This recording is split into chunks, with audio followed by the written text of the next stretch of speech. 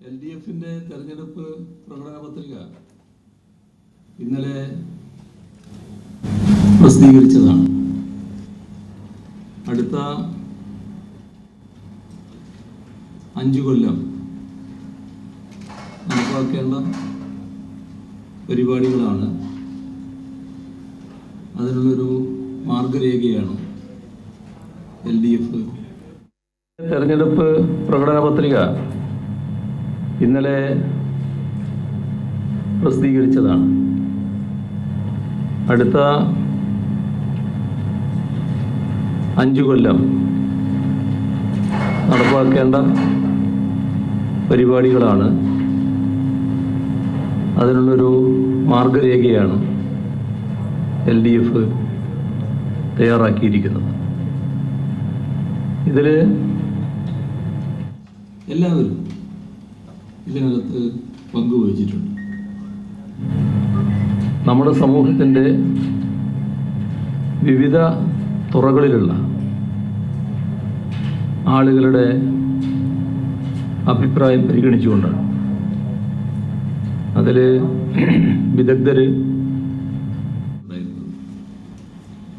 അതിലിപ്പോൾ 580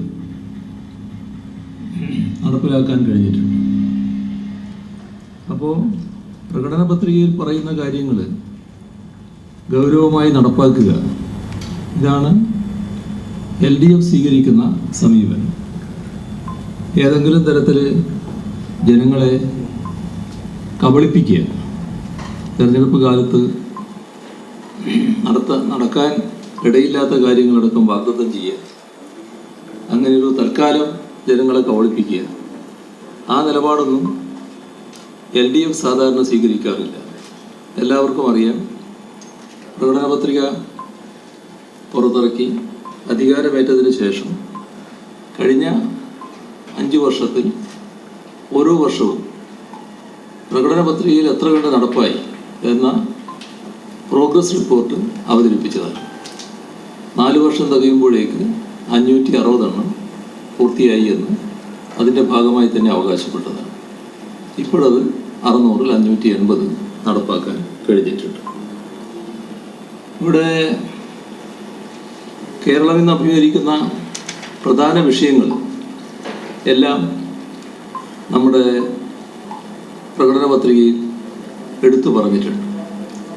ഏറ്റവും പ്രധാനപ്പെട്ട കാര്യം നമ്മുടെ തൊഴിൽ സാധ്യത ആവശ്യത്തിനുണ്ടാകുന്നില്ല എന്നുള്ളതാണ്. ഈ കാര്യം അതീവ ഗൗരവമായിട്ടാണ് LDFിൻ്റെ പ്രകടന പത്രികയിൽ സമീപിച്ചിട്ടുള്ളത്. ഞങ്ങൾ കാണുന്നത് 40 ലക്ഷം തൊഴിലവസരങ്ങൾ നമ്മുടെ സംസ്ഥാനത്ത് ഉണ്ടാക്കാൻ കഴിയുമെന്നാണ്. അതിനുള്ള വിശദമായ പരിപാടിയും ഇതോടൊപ്പം തയ്യാറാക്കിയിട്ടുണ്ട്. സർക്കാർ, അർദ്ധ സർക്കാർ സ്ഥാപനങ്ങളിലെയും സഹകരണ സ്ഥാപനങ്ങളിലെയും നിയമനം PSC മുഖേന നടക്കുക എന്നതും ലക്ഷ്യം വെക്കുന്നുണ്ട്. നമ്മുടെ സംസ്ഥാനത്ത് മാത്രമല്ല, രാജ്യത്താകെ വിഷമതി അനുഭവിക്കുന്ന വിഭാഗമാണ് കൃഷിക്കാർ. കൃഷിക്കാരുടെ വരുമാനത്തിൻ്റെ കുറവാണ് ഏറ്റവും പ്രധാന പ്രശ്നം. എന്നാൽ രാജ്യവുമായി താരതമ്യപ്പെടുത്തിയാൽ കൃഷിക്കാരെ സംരക്ഷിക്കുന്നതിനുള്ള ഒട്ടേറെ നടപടികൾ ഇവിടെ സ്വീകരിച്ചിട്ടുണ്ട്. LDF സർക്കാർ പല നടപടികളിലൂടെ കൃഷിക്കാർക്ക് താങ്ങായി തന്നിട്ടുണ്ട്. ഇപ്പോൾ ഈ പ്രകടന പത്രികയിൽ പറയുന്നത് കൃഷിക്കാരുടെ വരുമാനം 50% ഉയർത്തും എന്നതാണ്. അതോടൊപ്പം ഏറ്റവും പ്രധാനപ്പെട്ടൊരു കാര്യം, ഈ പരമദരിദ്രാവസ്ഥ അത് ഇല്ലാതാക്കും. അതായത് ഈ സംസ്ഥാനത്തുള്ള പരമദരിദ്രാവസ്ഥയിലുള്ള കുടുംബങ്ങളെ ആകെ അതുമായി ബന്ധപ്പെട്ടൊരു വിശദമായ കണക്കെടുക്കും. അതിൻ്റെ അടിസ്ഥാനത്തിൽ അവരാകെ സംസ്ഥാന അടിസ്ഥാനത്തിൽ മോണിറ്റർ ചെയ്യപ്പെടും. അതിന് ഓരോ കുടുംബത്തെ സംബന്ധിച്ചും അവർക്ക് എങ്ങനെ ഈ പരമദരിദ്രാവസ്ഥയിൽ നിന്ന് മോചനമാകും. അതിനുതകുന്ന മൈക്രോ പ്ലാൻ തയ്യാറാകും. ഭാഗമായി നടപ്പാക്കേണ്ടത് അത് നടപ്പാക്കുന്ന നിലയുണ്ടാകും. അതിൽ ചിലപ്പോൾ ഒരു തൊഴിലിൻ്റെ പ്രശ്നമായിരിക്കും. ഒരാൾക്ക് തൊഴിലുണ്ടായാൽ ആ കുടുംബത്തിൻ്റെ പ്രശ്നം പരിഹരിക്കപ്പെടും. അതുമായി ബന്ധപ്പെട്ട് തൊഴിൽ എങ്ങനെ കൊടുക്കാൻ കഴിയും? തദ്ദേശഭരണ സ്ഥാപനങ്ങളുണ്ട്, സഹകരണ സ്ഥാപനങ്ങളുണ്ട്, അവിടെയുള്ള പ്രൈവറ്റ് സ്ഥാപനങ്ങളുണ്ട്, സർക്കാരുണ്ട്. ഇതെല്ലാം കൂടി ചേർന്ന് എന്താണ് ചെയ്യാൻ കഴിയുക എന്നത് ആലോചിക്കും. ചില കാര്യങ്ങളിൽ ചിലപ്പോൾ സാമ്പത്തിക സഹായം വേണ്ടി വരും. അങ്ങനെയുള്ളതിന് സാമ്പത്തിക സഹായവും നൽകും. അപ്പോൾ ഇതിനകത്ത് പറഞ്ഞിട്ടുള്ളത് 45 ലക്ഷം കുടുംബങ്ങളാണ് ഇങ്ങനെയുള്ളത്. ആ 45 ലക്ഷം കുടുംബങ്ങളെയും പരമദരിദ്രാവസ്ഥയിൽ നിന്ന് മോചിപ്പിച്ചാൽ അത്തരമൊരു ദുരിതം അനുഭവിക്കുന്നവർ നമ്മുടെ സമൂഹത്തിലില്ല എന്നത്. ചിലപ്പോൾ 1 ലക്ഷം മുതൽ 15 ലക്ഷം വരെയുള്ള സഹായങ്ങൾ ചില കുടുംബത്തിന് നൽകേണ്ടതായി വരും. അത് ഓരോ കുടുംബത്തിൻ്റെയും മൈക്രോ പ്ലാൻ അനുസരിച്ച് നടപ്പാക്കേണ്ട കാര്യമാണ്. ഇതോടൊപ്പം നമ്മുടെ ആരോഗ്യരംഗം, വിദ്യാഭ്യാസ മേഖല, ഇതൊക്കെ ഇപ്പം തന്നെ വലിയ തോതിൽ മുന്നേറിയിട്ടുണ്ട്. ഇതിനെയൊക്കെ ലോകോത്തര നിലവാരത്തിലേക്ക് എത്തിക്കുക എന്നുള്ളത് തന്നെയാണ് ഉദ്ദേശിക്കുന്നത്. വിദ്യാഭ്യാസ സ്ഥാപനങ്ങൾ, ആരോഗ്യ സ്ഥാപനങ്ങൾ ലോകോത്തര നിലവാരത്തിലേക്ക് ഉയർത്താനാണ് നടപടികൾ. ക്ഷേമ പെൻഷനുകളുടെ കാര്യത്തിൽ അത് സാമൂഹ്യ സുരക്ഷയുടെ ഏറ്റവും വലിയൊരു ഉറപ്പാണ്. അപ്പോൾ ഇന്നിപ്പോൾ 600-ൽ നിന്ന് 1600-ലേക്ക് എത്തിച്ചിട്ടുണ്ട്. അത് ഇനിയും വർദ്ധിക്കേണ്ടതായിട്ടുണ്ട്. ഉദ്ദേശിക്കുന്നത് 2500 രൂപയിലേക്ക് ക്ഷേമ പെൻഷൻ ഉയർത്തേണ്ടതുണ്ട് എന്നാണ്. നമുക്കറിയാം, കഴിഞ്ഞ കാലത്ത് 18 മാസത്തെ പെൻഷൻ കുടിശ്ശിക 2016-ലുണ്ടായിരുന്നു. LDF ഗവൺമെൻറ് വന്നപ്പോഴാണ് അത് മുഴുവൻ കൊടുത്തത്. അന്ന് 600 രൂപ മാത്രമായിരുന്നു. എന്നാൽ ഇപ്പോൾ മാസം തോറും പെൻഷൻ കൊടുക്കുന്ന നിലയാണുള്ളത്. അതേപോലെ തന്നെ വീട്ടമ്മമാർക്കും പെൻഷൻ നൽകുക എന്ന ഒരു വാഗ്ദത്തം ഇതിലുണ്ട്. അതിൻ്റെ വിശദാംശങ്ങൾ ഇനി തയ്യാറാക്കേണ്ടതായിട്ടാണ് ഇരിക്കുന്നത്. അംഗൻവാടി, ആശാ വർക്കർ, റിസോഴ്സ് അധ്യാപകർ, പാചക തൊഴിലാളികൾ, കുടുംബശ്രീ ജീവനക്കാർ, പ്രീ പ്രൈമറി അധ്യാപകർ, NHM ജീവനക്കാർ, സ്കൂൾ സോഷ്യൽ കൗൺസിലർമാർ, ഇങ്ങനെ വിവിധ സ്കീം വർക്കേഴ്സ് ഉണ്ട്. ഇവരുടെ എല്ലാം ആനുകൂല്യങ്ങൾ കാലോചിതമായി പരിഷ്കരിക്കുക. മിനിമം കൂലി നമ്മുടെ സംസ്ഥാനത്ത് 700 രൂപയാക്കും. അതിഥി തൊഴിലാളികളുടെ ക്ഷേമപ്രവർത്തനങ്ങൾ ഇപ്പം തന്നെ ശ്രദ്ധിക്കുന്നുണ്ട്. അത് കൂടുതൽ ശക്തിപ്പെടുത്തും. ഗാർഹിക തൊഴിലാളികൾക്ക് പ്രത്യേക സ്കീമുകൾ ആരംഭിക്കും. ക്ഷേമനിധികളാകെ പുനഃസംഘടിപ്പിക്കണമെന്ന് നേരത്തെ അഭിപ്രായമുണ്ട്. അത് പുനഃസംഘടിപ്പിക്കുന്ന നില സ്വീകരിക്കും. സർക്കാരിൻ്റെ ശ്രദ്ധയും പരിഗണനയും ലഭിക്കാത്ത ഒരു വിഭാഗവും കേരളത്തിലില്ല എന്നൊരു സാഹചര്യം സൃഷ്ടിക്കാനാണ് ഉദ്ദേശിക്കുന്നത്. വയോജനങ്ങൾക്ക് പ്രത്യേക പരിഗണന ഈ പ്രകടന പത്രികയുടെ ഏറ്റവും വലിയ സവിശേഷതയാണ്. വയോജനങ്ങളുടെ ജീവിതം മെച്ചപ്പെട്ടതും സുരക്ഷിതവുമാക്കാനുള്ള പ്രവർത്തനമാണ് കഴിഞ്ഞ 5 വർഷത്തിനുള്ളിൽ നടത്തിയത്. അതിൽ നല്ല രീതിയിൽ വിജയിക്കാൻ കഴിഞ്ഞിട്ടുണ്ട്. അപ്പോൾ കൂടുതൽ കാര്യങ്ങൾ അതിൽ ചെയ്യേണ്ടതായിട്ടുണ്ട്. അതിനുള്ള നടപടികൾ ഇതിൻ്റെ ഭാഗമായി വിശദമായി പറഞ്ഞിട്ടുമുണ്ട്. ഇവിടെ റബ്ബറിൻ്റെ തറവില 250 രൂപ ആക്കി മാറ്റും. അത് നമ്മുടെ നാട്ടിലെ റബ്ബർ കർഷകരുടെ ജീവിതം സുരക്ഷിതമാക്കാനുള്ള മാർഗമാണ്. അതേപോലെ തന്നെ സ്വയം പര്യാപ്തതയിലേക്ക് എത്താൻ കഴിയുന്ന മേഖലകൾ, ഇപ്പോൾ പാൽ ഉൽപ്പാദനം, മുട്ട, പച്ചക്കറി, ഈ കാര്യത്തിലൊക്കെ സ്വയം പര്യാപ്തതയിലേക്ക് എത്താൻ നമുക്ക് കഴിയും. അതോടെ കർഷകരുടെ വരുമാനം വർദ്ധിക്കുകയും ചെയ്യും. ഇതുമായി ബന്ധപ്പെട്ടുള്ള മൂല്യവർദ്ധിത ഉൽപ്പന്നങ്ങൾ, കാർഷിക ഉൽപ്പന്നങ്ങളുടെയും പാലിൻ്റെയും മൂല്യവർദ്ധിത ഉൽപ്പന്നങ്ങൾ നല്ലതുപോലെ ഉണ്ടാക്കുന്നതിനുള്ള നടപടികളും സ്വീകരിക്കും. ഇതിൽ തീരദേശ വികസനത്തിന് 5000 കോടി രൂപയുടെ പദ്ധതി നടപ്പാക്കും. അത് നമ്മുടെ സംസ്ഥാനത്തെ മത്സ്യത്തൊഴിലാളികളുടെ പ്രശ്നങ്ങൾ പരിഹരിക്കുന്നതിനാണ്. അതോടൊപ്പം കടലിൻ്റെ അവകാശം മത്സ്യത്തൊഴിലാളികൾക്ക് എന്നതാണ് LDFിൻ്റെ നയം.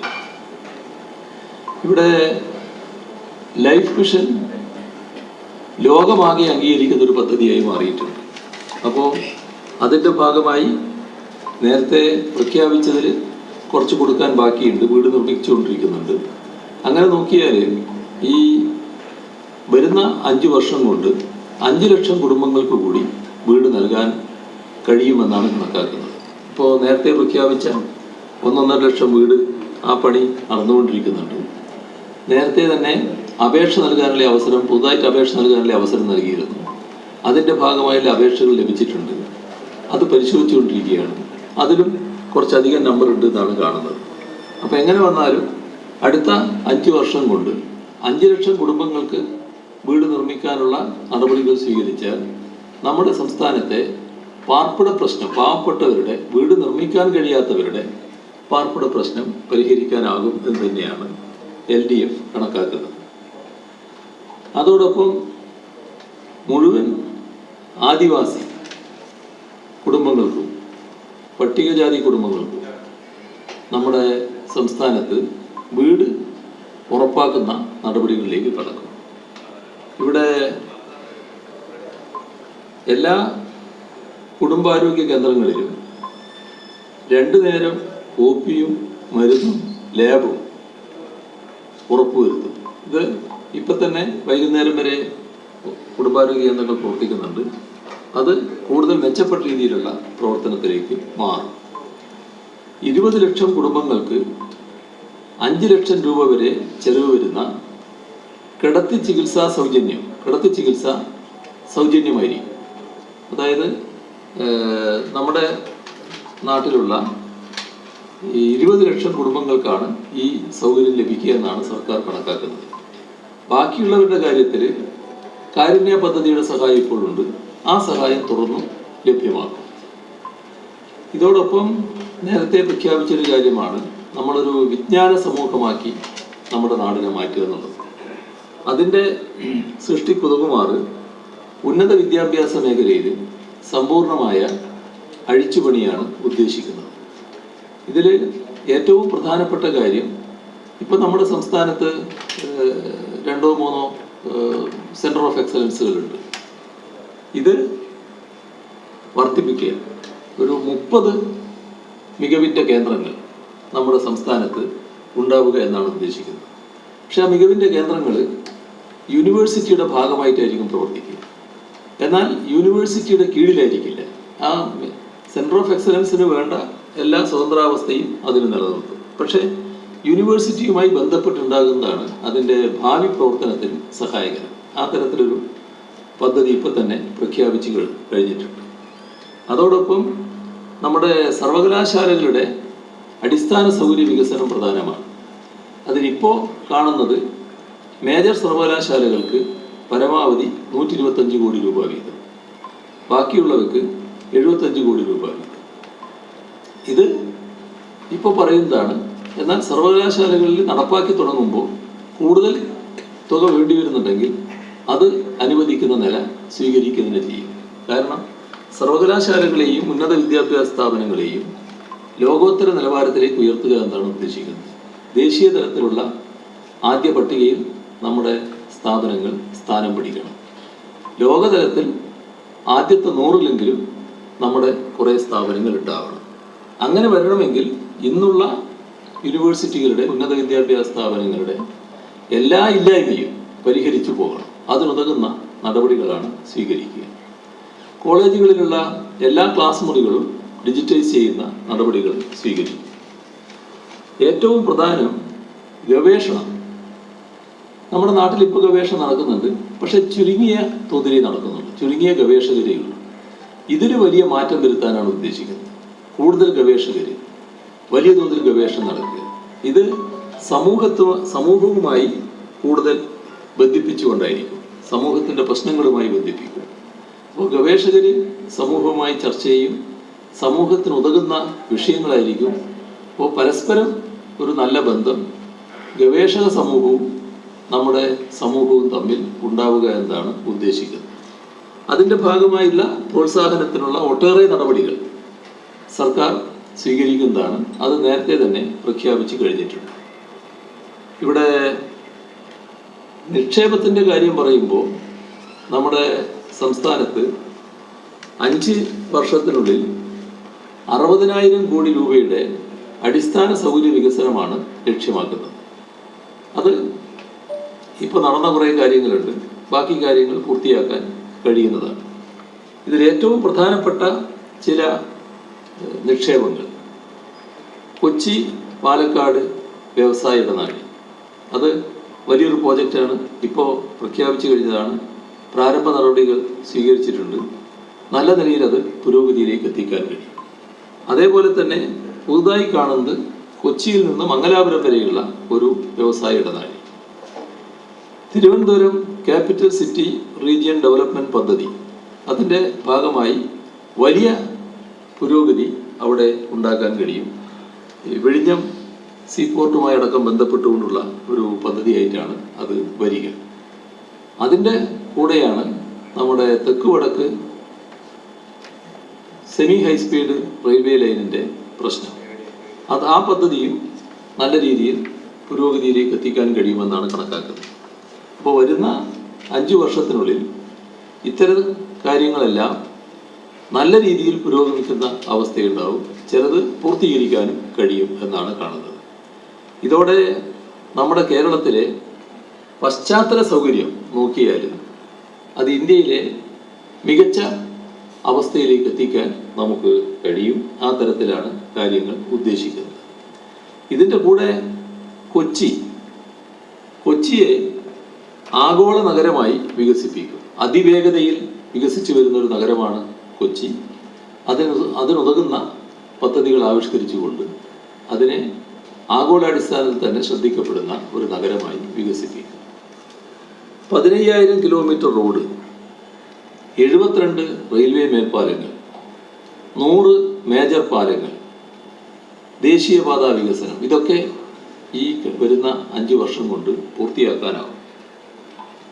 മലയോര ഹൈവേ, തീരദേശ ഹൈവേ, അത് പൂർത്തിയാക്കാനാവും. മലയോര ഹൈവേ ഇപ്പം തന്നെ ചില റീച്ചുകൾ ഉദ്ഘാടനം ചെയ്തു കഴിഞ്ഞതാണ്. അതോടൊപ്പം വയനാട് തുരങ്കപ്പാത, അത് പൂർണ്ണമായും പൂർത്തീകരിക്കാനാവും. ഇപ്പോൾ മൊത്തം 40,000 കോടി രൂപ റോഡ് നിർമ്മാണത്തിന് ചെലവഴിക്കും. 7,500 കോടി രൂപയുടെ വയനാട് പാക്കേജ്, 12,000 കോടി രൂപയുടെ ഇടുക്കി പാക്കേജ്, 2,500 കോടി രൂപയുടെ കുട്ടനാട് പാക്കേജ്, 5,000 കോടി രൂപയുടെ തീരദേശ പാക്കേജ്. ഈ പാക്കേജുകളെല്ലാം സമയബന്ധിതമായി നടപ്പാക്കും. എല്ലാ കാര്യങ്ങളിലും കൃത്യമായ പ്ലാൻ തയ്യാറാക്കി നടപ്പാക്കുന്ന നിലയാണ് ആവിഷ്കരിക്കുക. കാസർഗോഡ് പാക്കേജ് ഇപ്പോൾ ഉണ്ട്, അതിനുള്ള തുക വർദ്ധിപ്പിക്കും. മലബാറിൻ്റെ പിന്നോക്കാവസ്ഥ എപ്പോഴും ചർച്ച ചെയ്യപ്പെടുന്നൊരു നിലയുണ്ട്. മലബാറിൻ്റെ പിന്നോക്കാവസ്ഥ പരിഹരിക്കുന്നതിനുള്ള പ്രത്യേക പരിഗണന നൽകും. വ്യവസായ മേഖലയിൽ 10,000 കോടി രൂപയുടെ നിക്ഷേപം കൊണ്ടുവരാനാണ് ശ്രമിക്കുക. 2040 വരെ നമ്മുടെ സംസ്ഥാനത്ത് വൈദ്യുതി ക്ഷാമം ഉണ്ടാകില്ല. കേരളത്തെ ഇലക്ട്രോണിക് ഫാർമസ്യൂട്ടിക്കൽ ഹബ്ബാക്കുക എന്നത് ഉദ്ദേശിക്കുകയാണ്. കൊച്ചിയെ ഒരു സൈബർ വാലിയാക്കും. അവിടെ ഒരു പ്രത്യേക സോണായി അതിനെ മാറ്റുന്ന നിലയെടുക്കും. അതോടൊപ്പം പ്രവാസി പുനരധിവാസത്തിന് സംരംഭ വികസന വായ്പാ പദ്ധതികൾ, ഡിജിറ്റൽ തൊഴിൽ, സേവന സംഘങ്ങൾ, വിപണന ശൃംഖല, ഇങ്ങനെയുള്ളതെല്ലാം ഏകോപിപ്പിച്ച് ഒരു സമഗ്ര പദ്ധതി പ്രവാസികൾക്കായി നടപ്പാക്കും. കയർ ഉൽപാദനം ഇപ്പോൾ 28,000 ടണ്ണാണ്, അത് 70,000 ടണ്ണായി ഉയർത്തും. കശുവണ്ടി കോർപ്പറേഷനിലും കാപെക്സിലും 10,000 പേർക്ക് കൂടി തൊഴിൽ നൽകുന്ന നടപടിയെടുക്കും. കൈത്തറിയുടെ റിബേറ്റ് കേന്ദ്രം നിർത്തലാക്കിയിരിക്കുകയാണ്. പക്ഷേ കേരളം അത് തുടരും. കൂടുതൽ ദിവസം റിബേറ്റ് അനുവദിക്കാൻ ശ്രദ്ധിക്കും. ഓട്ടോ ടാക്സി തൊഴിലാളികൾ നേരിടുന്ന പ്രശ്നങ്ങളുണ്ട്, അതിന് പ്രത്യേക പരിഗണന നൽകും. ഇങ്ങനെ പ്രകടന പത്രികയിൽ ഏകദേശം 900 വിഷയങ്ങൾ പറഞ്ഞിട്ടുണ്ട്. ഇതെല്ലാം അതീവ പ്രാധാന്യമുള്ളതാണ്. അതാകെ എടുത്തു പറയാൻ ഞാൻ ഈ ഘട്ടത്തിൽ തയ്യാറാകുന്നില്ല. ഇവിടെ നാം ഉദ്ദേശിക്കുന്നത് ആരും പട്ടിണി കിടക്കാത്ത, എല്ലാവർക്കും പാർപ്പിടമുള്ള, തൊഴിലവസരങ്ങളും ഉന്നത പഠന സൗകര്യങ്ങളുമുള്ള, വികസനം തടസ്സപ്പെടാത്ത, എല്ലാവർക്കും തുല്യമായ അവസരങ്ങൾ ലഭിക്കുന്ന, മതനിരപേക്ഷത പുലരുന്ന, സമാധാന ജീവിതം നയിക്കാൻ പറ്റുന്ന കേരളം. അതാണ് ഇടതുപക്ഷ ജനാധിപത്യ മുന്നണി മുന്നോട്ട് വെക്കുന്ന പ്രകടന പത്രിക. ഒരു കാര്യമാണ് ഉറപ്പിച്ച് പറയാനുള്ളത്, ഇത് ആളുകളുടെ മുന്നിൽ തൽക്കാലത്തേക്കുള്ളൊരു വാഗ്ദാനമായി അവതരിപ്പിക്കുന്നതല്ല. വരുന്ന 5 വർഷക്കാലം നടപ്പാക്കാനുള്ള പദ്ധതികളാണ് ഇതിലൂടെ അവതരിപ്പിക്കുന്നത്. നമ്മുടെ രാജ്യത്ത് ചില പ്രകടന പത്രികകൾ ഇപ്പോൾ 15 ലക്ഷത്തിൻ്റെ ബാങ്ക് നിക്ഷേപം, 50 രൂപയുടെ പെട്രോൾ ഒക്കെ വാഗ്ദത്തം ചെയ്ത തെരഞ്ഞെടുപ്പ് കാലമുണ്ടായിട്ടുണ്ട്. അതിൻ്റെയൊക്കെ അവസ്ഥ എന്താണെന്ന് നാട്ടിനറിയാവുന്നതാണ്. അങ്ങനെയുള്ളൊരു കബളിപ്പിക്കൽ ഇടതുപക്ഷ ജനാധിപത്യ മുന്നണി ഉദ്ദേശിക്കുന്നില്ല. എന്താണോ പറയുന്നത് അത് നടപ്പാക്കുക, നടപ്പാക്കാൻ പറ്റുന്നത് മാത്രം പറയുക. ഇതാണ് ഇടതുപക്ഷ ജനാധിപത്യ മുന്നണി സ്വീകരിക്കുന്ന നില. സാമൂഹ്യനീതിയിൽ അധിഷ്ഠിതമായതും സർവതല സ്പർശിയായതുമായ വികസനം ഉറപ്പുവരുത്താനാണ് ഇടതുപക്ഷ ജനാധിപത്യ മുന്നണി ശ്രമിച്ചു വന്നത്. അതേ കാഴ്ചപ്പാടോടുകൂടി തന്നെയാണ് ഈ വരും 5 വർഷക്കാലവും LDF സർക്കാർ പ്രവർത്തിക്കുക എന്നതിനുള്ള ഒരു സമഗ്ര പരിപാടിയാണ് ഇപ്പോൾ പ്രകടന പത്രികയിലൂടെ അവതരിപ്പിച്ചിട്ടുള്ളത്. ഇതാണ് പ്രകടന പത്രികയുമായി ബന്ധപ്പെട്ട് പറയാനുള്ളത്. നമ്മുടെ കോവിഡിൻ്റെ അവസ്ഥയെടുത്താൽ നമ്മുടെ തൊട്ടടുത്ത സംസ്ഥാനങ്ങളായ കർണാടകയും തമിഴ്നാടും ഉൾപ്പെടെ ഇന്ത്യയിലെ ഏകദേശം 8 സംസ്ഥാനങ്ങളിൽ അടുത്ത കോവിഡ് വ്യാപന തരംഗത്തിനുള്ള സാധ്യതകൾ ശക്തമാണ് എന്നാണ് വിദഗ്ധർ പറയുന്നത്. അവിടെയെല്ലാം കേസുകൾ കൂടി വരുന്ന സാഹചര്യമാണുള്ളത്. കേരളത്തിലെ കേസുകൾ കുറഞ്ഞു വരികയാണെങ്കിലും ഈ മറ്റ് സംസ്ഥാനങ്ങളിൽ കേസുകൾ കൂടുന്ന സാഹചര്യത്തിൽ നമ്മളും സുരക്ഷിതരല്ല എന്നത് നമ്മൾ മനസ്സിലാക്കണം. ഇപ്പം ICMR-ന്റെ പഠനപ്രകാരം ഇന്ത്യയിൽ ശരാശരി 20 കേസുകൾ ഉണ്ടാകുമ്പോഴാണ് ഒരു കേസ് റിപ്പോർട്ട് ചെയ്യപ്പെടുന്നത്. ഇത് രാജ്യത്തെ ശരാശരിയാണ്. കർണാടകയിൽ അത് 30 കേസുകൾക്ക് ഒന്നാണ്. തമിഴ്നാട്ടിൽ 24 കേസുകൾക്ക് ഒന്നാണ്. എന്നാൽ കേരളത്തിൽ 3 കേസുകൾ ഉണ്ടാകുമ്പോൾ തന്നെ ഒരു കേസ് റിപ്പോർട്ട് ചെയ്യപ്പെടുന്നു എന്നാണ് ICMR കണക്കാക്കിയിട്ടുള്ളത്. മറ്റ് സംസ്ഥാനങ്ങളിലെ കേസ് റിപ്പോർട്ടിങ്ങിൻ്റെ ഈ സ്വഭാവം പരിഗണിച്ചാൽ രോഗവ്യാപനത്തിൻ്റെ യഥാർത്ഥ സ്ഥിതി രൂക്ഷമാകാൻ സാധ്യതയുണ്ട്. അതൊരു ഗൗരവമായ മുന്നറിയിപ്പായിട്ട് നാം കാണേണ്ടതായിട്ടുണ്ട്. കേരളത്തിലാണെങ്കിലും അടുത്ത തരംഗത്തിലേക്ക് പോകാനുള്ള സാധ്യത തള്ളിക്കളയാനാവില്ല. ഇത് പലയിടത്തും കാണുന്നത് റിപ്പോർട്ട് ചെയ്തതിനേക്കാൾ കൂടുതൽ രൂക്ഷമാണ് അവിടുത്തെ രോഗനില എന്നാണ് ഈ കണക്ക് കാണിക്കുന്നതാണ്. അതുകൊണ്ട് നാം നല്ല ജാഗ്രത തുടരേണ്ടതായിട്ടുണ്ട്.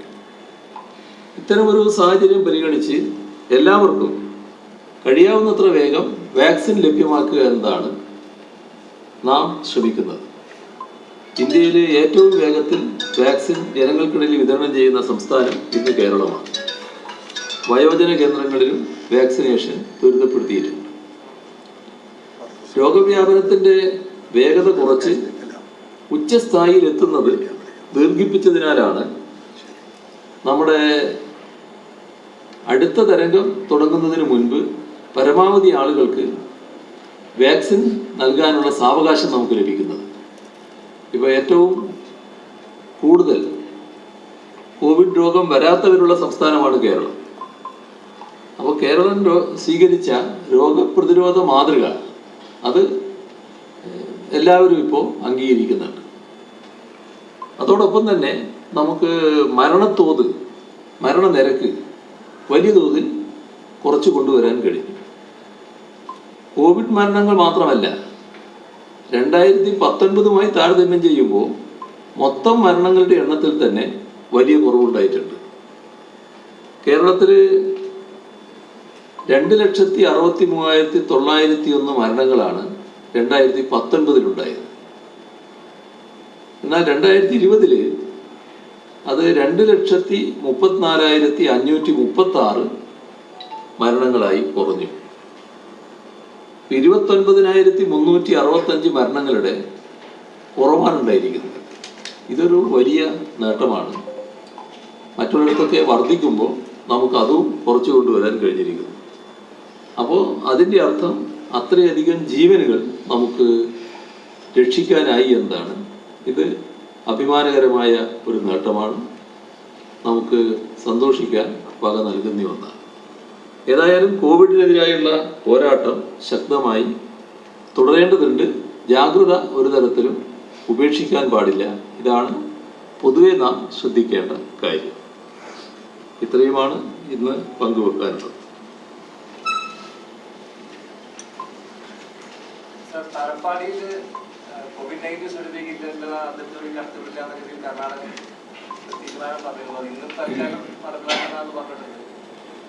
അതെ, അവരെല്ലാം ഒരു പരിഭ്രാന്തി കൂടി വരുന്നുണ്ട് എന്നാണ് കാണിക്കുന്നത്.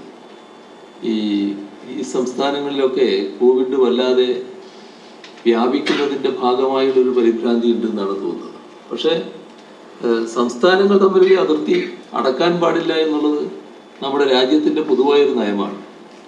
ഇത് നേരത്തെ തന്നെ ഇത്തരം ചില പ്രശ്നങ്ങൾ ഉണ്ടായപ്പോൾ കേന്ദ്രത്തിൻ്റെ ശ്രദ്ധയിൽപ്പെടുത്തിയതാണ്. അത് സ്വാഭാവികമായി സ്വീകരിക്കില്ല എന്ന ഉറപ്പും കേന്ദ്രത്തിന് ലഭിച്ചതാണ്. എങ്കിലും ചില ഘട്ടങ്ങളിലൊക്കെ ഇത്തരത്തിലുള്ള സമീപനം നമ്മുടെ അയൽ സംസ്ഥാനം സ്വീകരിക്കുന്നതായി കാണുന്നുണ്ട്. അത് തുറന്നും ബന്ധപ്പെടേണ്ടതുണ്ടെങ്കിൽ ബന്ധപ്പെടുന്ന നില തന്നെ സ്വീകരിക്കും.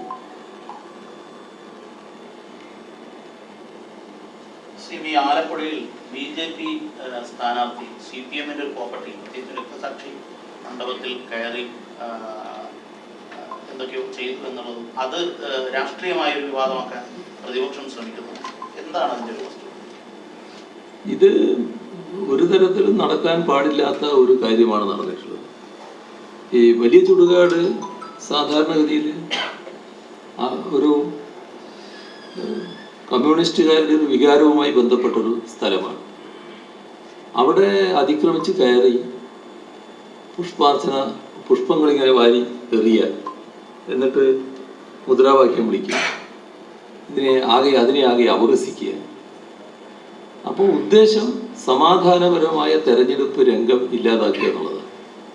കാരണം ഇത് കണ്ടാൽ സ്വാഭാവികമായി കമ്മ്യൂണിസ്റ്റുകാരായവരുടെ രക്തം തിളക്കും. അപ്പോൾ പ്രകോപനം സൃഷ്ടിച്ച് സംഭവങ്ങൾ ഉണ്ടാക്കിക്കുക, അതാണ് ഉദ്ദേശിച്ചതെന്നാണ് തോന്നുന്നത്. ഏതായാലും അതിൽ നല്ല സംയമനം അവിടെ ആളുകൾക്ക് പാലിക്കാൻ കഴിഞ്ഞു. അതിനവരെ ആദ്യമായും അഭിനന്ദിക്കുക. ഇത്തരം ഉദ്ദേശങ്ങളോടുകൂടിയുള്ള ഇടപെടലുകൾ വരാൻ പോകുന്നു എന്നതിൻ്റെ സൂചനയായിട്ട് കൂടി ഇതിനെ കാണും. നാട്ടിൽ പ്രകോപനങ്ങൾ സൃഷ്ടിക്കുക, ഒരു സമാധാനത്തിൻ്റെതല്ലാത്തൊരു അന്തരീക്ഷം ഉണ്ടാക്കാൻ നോക്കുക, അതിലെല്ലാവരും ജാഗ്രത പാലിക്കേണ്ടതുണ്ട്. ശബരിമല വിഷയത്തിൽ ആശങ്കയുണ്ടായെന്ന് പറയുമ്പോൾ പോലെ NSS നാമജപ ഘോഷയാത്രയുമായിട്ട് മുന്നോട്ട് പോവുകയാണ്. അതിനിപ്പോ എന്താ ചെയ്യാൻ കഴിയും? ശരി ശരി ശരി. അല്ല, ഓരോരുത്തരുടെ പരിപാടി നടത്തില്ലേ, അതിന് എനിക്കെന്ത് ചെയ്യാൻ പറ്റും? അതല്ലേ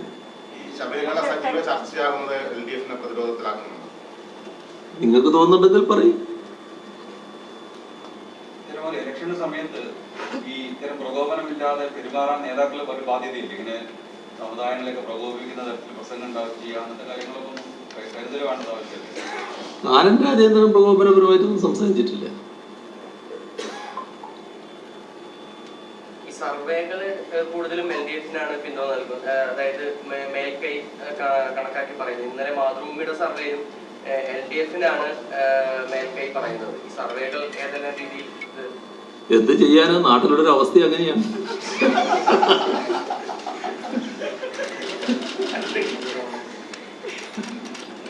അപ്പൊ നമുക്ക് പിരിയല്ലേ? ശരി.